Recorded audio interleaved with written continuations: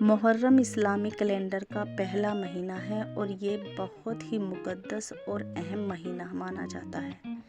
یہ مہینہ نہ صرف نئے اسلامی سال کی شروعات کرتا ہے بلکہ اس میں کئی ایسے واقعے اور باتیں جڑی ہیں جو ایمان، صبر اور قربانی کی مثال پیش کرتی ہیں۔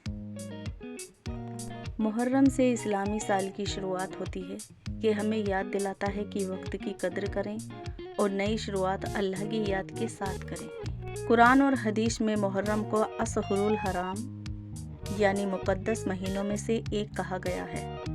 ان مہینوں میں لڑائی جھگڑا اور گناہ سے خاص پرہیز کرنا چاہیے۔ رسول اللہ صلی اللہ علیہ وسلم نے فرمایا، محرم کا سب سے افضل روزہ رمضان کے بعد ہے تو خاص کر عاشوراء یعنی 10 محرم کا روزہ رکھنے کا بہت بڑا ثواب ہے۔ 10 محرم کو کربلا کا دردناک واقعہ پیش آیا۔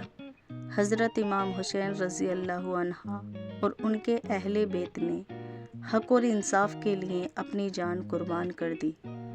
یہ مہینہ صبر، تیاگ اور دین پر قائم رہنے کی سیکھ دیتا ہے۔ یہ مہینہ اللہ سے گناہوں کی معافی مانگنے، نمازوں کی پابندی اور اچھے اعمال کی نیت سے بھرا ہونا چاہیے۔ کربلا کے واقعے سے ہمیں یہ سیکھنے کو ملتا ہے کہ مسلمان کبھی ظلم کو منظور نہیں کرتا اور ضرورت مند کی مدد کرتا ہے۔ کربلا میں امام حسین کے ساتھ ان کی بہن حضرت زینب رضی اللہ عنہا اور بچے بھی تھے۔ یہ ہمیں سکھاتا ہے کہ ہر عمر میں اور ہر حالات میں دین کے لیے کھڑے رہنا چاہیے۔ اس مہینے میں زیادہ سے زیادہ نفل نمازیں، درود شریف، قرآن کی تلاوت اور اللہ سے دعا کرنی چاہیے۔ یہ کوئی عام جنگ نہیں تھی، یہ کربلا تھی جہاں حق اور باطل آمنے سامنے تھے۔ ایک طرف تھا ظلم کا تاج اور دوسری طرف سجدے میں جھکا ہوا ایک سر حق پر ڈٹا ہوا حسینی قافلہ۔ وہ حسین جنہیں نبی کریم صلی اللہ علیہ وسلم نے اپنی گود میں کھلایا، جنہیں جنت کے جوانوں کا سردار کہا جاتا ہے، اور آج اسی کی گردن پر تلوار ہے۔ پیاس سے تڑپتے بچے ہیں، خیموں میں سسکیاں ہیں، لیکن زباں پر شکوہ نہیں، صرف صبر ہے اور صرف یقین ہے۔ امام حسین نے ہمیں سکھایا، سر کٹایا جا سکتا ہے مگر ظلم کے سامنے جھکایا نہیں جا سکتا۔